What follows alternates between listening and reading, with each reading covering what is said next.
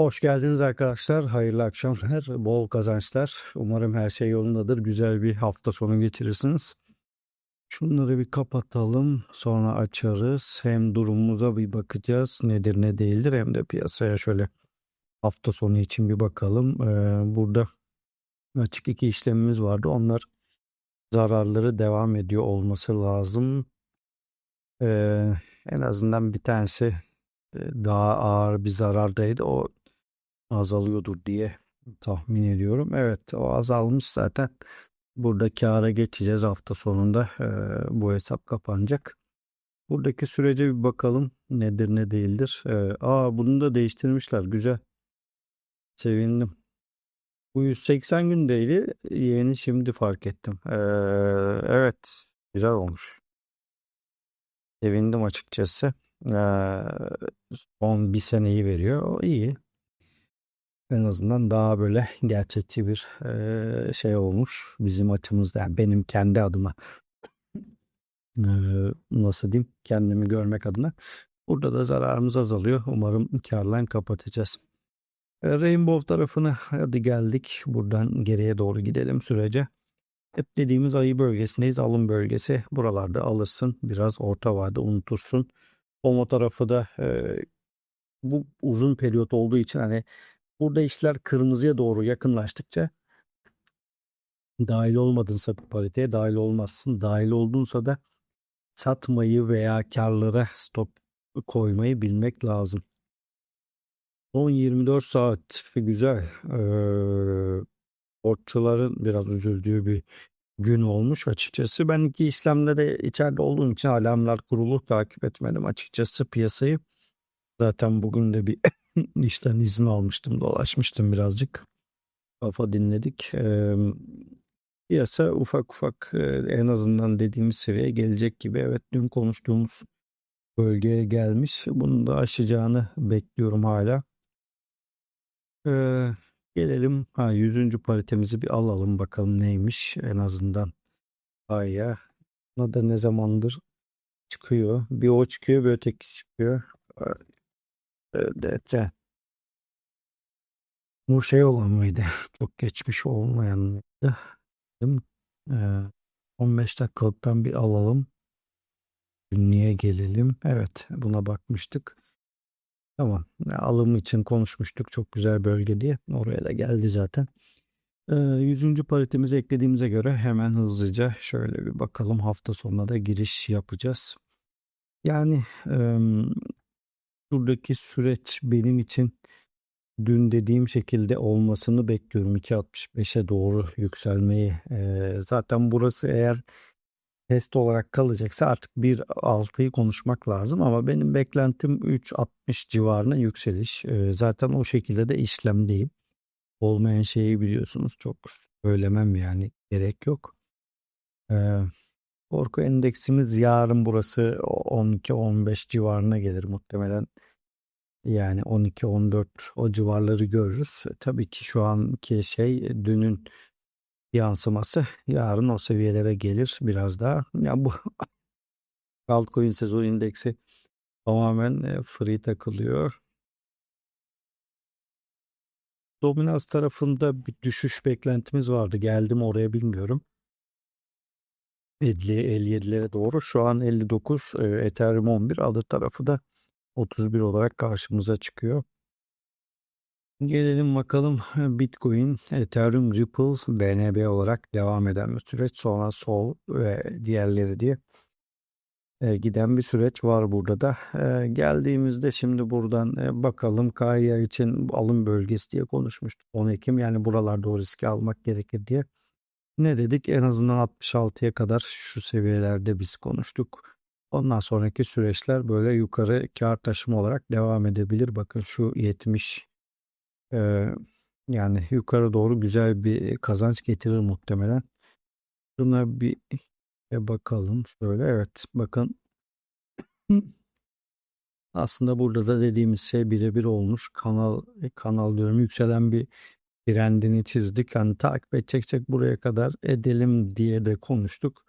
O seviyeye de gelmiş. Buradan sonrası için açıkçası Yani riske giriyor iş ama yani çok da geçmiş olmayan bir parite. Muhtemel yani burada şu seviyeden yani şöyle 30'lara kadar gitmesi bizi şaşırtmaz ama hani riskli söyleyelim. Ben alsam dahil olmam. Bunu siliyorum şimdi. Biz hani yeni gelenler için 100. pariteye bakıyoruz. Bir gün önceki pariteyi siliyoruz. Öyle devam ediyoruz. Çünkü çok vakit alır. Bu paritelere pazar günü bakarız. Kapandı artık borsa tarafı. Evet, BCE için konuştuğumuz senaryo gerçekleşmiş. Güzel. Yukarı yönlü zaten olmasını beklediğimiz paritelerden birisiydi. Çoğu paritede öyle konuştuk. Birazcık gecikse de şimdi 4 günlük bölgenin üstüne atmış olması bence güzel. Şu yukarıda hedefimiz belli. Oraya kadar takip edeceğiz. Hafta sonunda ben kendi adıma herhangi bir normalde işlem almıyorum çok. Ama zaten iki işlem de içeride olduğu için şu an ekstra yapacağım bir durumda yok açıkçası. Onları yeri gelince de anlatacağım. Şurada da link içinde olumlu bakın. E, Bu son bir haftada dediğimiz şeyler olmuş olarak görüyorum. O güzel. Şunları da bir yapayım ben. Şöyle baktığımızda şunu da 360 oluyor herhalde artık. 360'a çekelim. Bakalım olacak mı? Oldu mu? Yok da şey gelmedi ama bakalım gelir belki. Gelmezse de sonra ben bakarım. Şimdilik affedin diyelim. 360 yaptığımızda belki oradaki şey farklı mı oluyor diyeceğim. Evet. Bundan bir bakayım. Ee, Yapabilirsem buraya alalım. O hoşuma gitti bu arada bunun 360'a gelmiş olması. Normalde burası 360 yaptı. Ha 65 yapacağım pardon. Ben yanlış yaptım. Evet şunu 365 yapmam lazım. Ben 360'a gitti kafa. Doğal olarak şeyi vermedi. 5 artık günü atladık burada. Bakayım geldi evet. Bu benim için daha iyi oldu. Yasa en azından görüyorum şeyi. Son 365 günde açtığımız işlem burada belli. 95'te 94, 73'te 72 güzel. Bunu sevdim şimdi açıkçası. Çok mantıksızdı öteki türlü. Belki başka özelliklerle gelmiştir. Kurcalarım. Buradan kendim ben şeyden girmedim şimdi. Tesadüf gördüm açıkçası. Link için de konuştuk. Yukarı yönlü işlem risk almak gereken bölgelerdeydik. Bunu konuştuk ve şu 4 günlük bölgeleri takip edeceğiz. Güzel gidiyor şu an için. TRX açısından da bir olumsuz senaryomuz yok. Artık biraz daha işlerin en azından nasıl diyelim kendimizi konuştuklarımızı haklı çıkartacak seviyeye gelmiş olması güzel. TRX için de yukarıdaki hedef bölgelerimizi takip edeceğiz. Yukarıda zaten sola bakalım. Sol çok düşmüştü. Şu mor bölgeyi çok iyi tespit ettik. Burası da çalışıyor açıkçası. Mor çizgi bölge bizim neydi? Orayı kaybetmemek gerekiyor. Bu serimizin, bu hedefimizin bozulmaması için. Onu kaybetmedik. Gayet de güzel şu an çalışıyor. Burada henüz 4 günlük bölgeyi almadık ama güzel gidiyor. Yani ben yukarıdaki yine 110-116'lar için devam yani benim bakış açım o şekilde. Burada da bu ne? Run. Evet burada da aynı şekilde bakın morlu e, çizgi çalışıyor artık bizim için. Demek ki doğru işlem mantığı yürüttük. Benim için bu süreçte en kötü şey ben kendi adıma şu Aralık ve Ocak ayında gerçekten bakiyeyi 3'e katlayacak yani aslında yıllık hedefimi o 3 ayda bitirebilecek bölgeleri tahmin etmeme rağmen ben derste kaldığım için ve belli bir disiplin olduğu için onun da dışında çıkmıyorum yani uzaktan izlemek zorunda kaldım. Şimdi de aynı seviyedeyim ama en azından şu e, bu ay güzel geçecek diye tahmin ediyorum. FET'te de kârdayız. Ne demiştik? Şurada bir alım yaptık. Hedefimiz ilk burada satmak. Ötekilerin daha yerlerine var. Daha dünkü videoda da demiştim hani burası artık alın dedim yani. Normalde çok diyeceğim şey de değil benim. Ben de aldığım bölgeyi böyle çok anlatmıyorum açıkçası. Kimseyi de etkilemek istemem ama çok bariz belli bir senaryoydu. Ne olduysa da Allah bereket versin, kârda olması lazım. Şu an için burada baktığımızda e, ada için adada da çok olumlu konuşabiliriz artık. Yani biz zaten olumlu konuşmuştuk da bakın 10 Ekim bölgesi yine bunu kazandığı zaman yukarıdaki hedeflere doğru gidecektir. Daha haftalıkların hiçbirini aşağıda kazanmadı. Öyle bir senaryodayız. Yani yolumuz var. Bakın Neo için de. Ya bu haftaki bütün videoları bence baştan sona izleseniz, bugünle birleştirseniz çok ne yapmak istediğimiz, nereye vardığımız anlaşılır olur diye tahmin ediyorum. Bence olumlu gidiyor. Bakın şu 3.40'lar seviyesine doğru devam. BNB. BNB'de de bakın hep burada çizdiğimiz, aldığımız bölgelerin bir anlamı var benim için. Onları ne zaman sileceğiz? İşlemler benim için artık ne buradaki hedefler tuttuğunda sileriz. BNB açısından daha henüz böyle tam bir şey yok. Şu morlu bölgemiz güzel çalıştı. 600. Ben beklentim burada da 720-740'lara doğru yükseliş şeklinde. CZ'de de aynı şekilde devam. Bu seriyi güzel yakaladık. Yani kârda olması lazım en azından birkaç günlük yani şu bölgelerde konuştuklarımıza göre kârda olmamız lazım. Ben hariç. Ya ben spotta sıkıntım yok da vadeli işlem işte açtım biraz önce. Şeffaf ne varsa orada duruyor. Bakın burada e, son 365 günün bütün bilançosu duruyor zaten. Kendiniz girip de bakabilirsiniz yani. Ben bilerek login olarak açmıyorum zaten. Yani isteyen birisi aynı linke bakabilir. Burada devam ediyor süreç yukarı yönlü. Artık şu dördüncü günde aşağı çekeceğiz ya yarın. Zaten kazanmış olacağız. Bazıları onu kazandı zaten. Ama henüz yukarıda günlük kesimler olmadı. Onu da bekleyeceğiz. Onlar olduğunda daha güzel hareketler olur. Çok piyasa cansızdı. Bugün birazcık evet daha böyle olumlu gidiyoruz. DOK için de aynı şey geçerli. Bu 10 Ekim bölgeleri çok önemli bölgeler. Oraları kazanmak önemli bence tekrardan. Petrolde düşüşün olması gerektiğini konuşmuştuk. Bu süreç devam edecek gibi daha. Ethereum için de baktığımız senaryoda bir değişiklik yok açıkçası.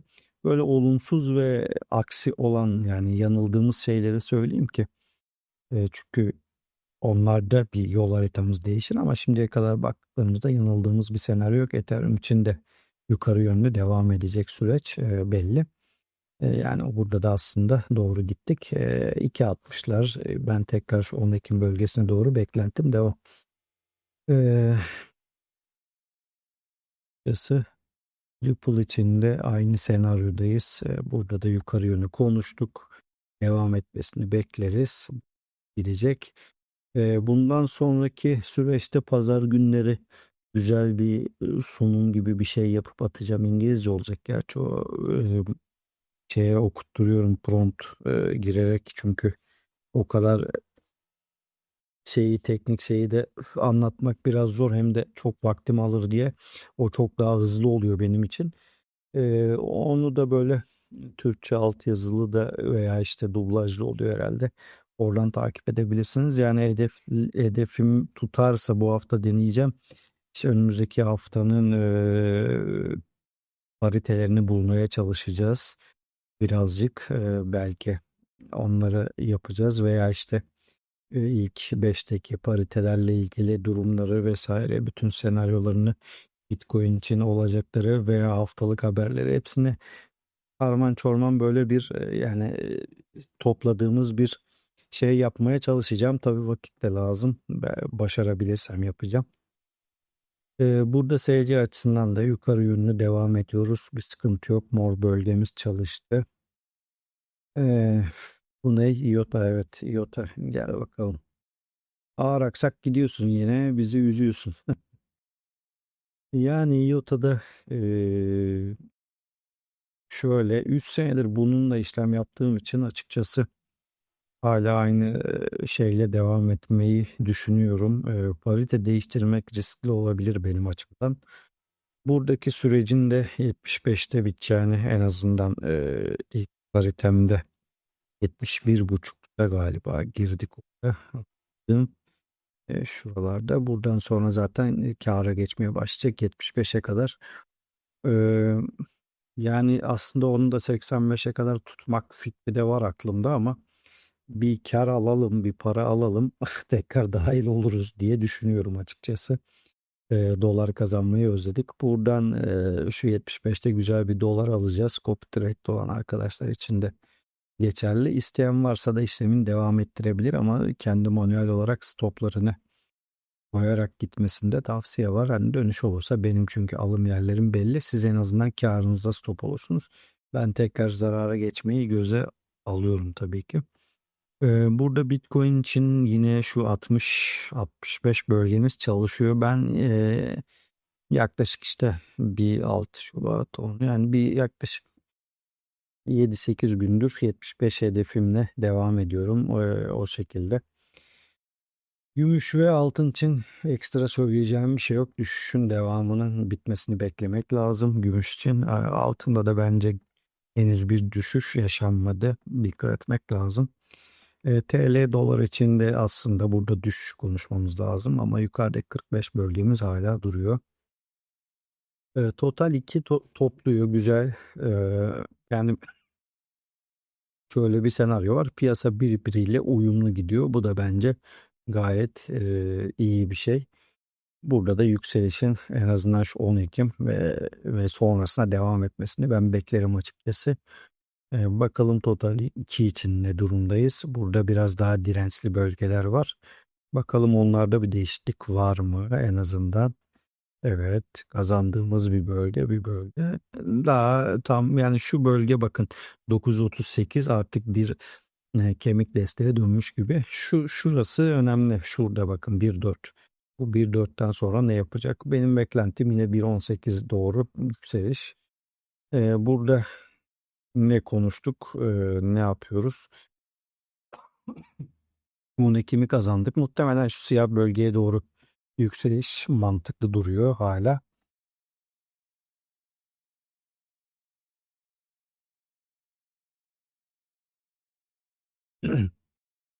Burada da o bölgelerden dönüş bakarız. Gelelim dominansa. Evet, Bitcoin dominans şu 58. Yani buradaki şu hareket çok iyi değil, hala değil. Bakıyorum şöyle. Yani düşüşün bittiğini söylemek için erken gibi sanki. Hala yani bir aşağı sarkması bana daha doğru geliyor. Böyle piyasa, bir şey sormak isterseniz video altından yorum olarak yazabilirsiniz. Oradan tartışırız, konuşuruz. Beklentim bu hafta zaten işlemden çıkmaktı kendi adıma. Onun gerçekleşeceğini düşünüyorum. Bitcoin tarafında da 75'i göreceğimizi düşünüyorum. Ondan sonraki süreci tabii ki yine bakarız. Güzel bir hafta sonu diliyorum herkese. Hayırlı akşamlar, bol kazançlar.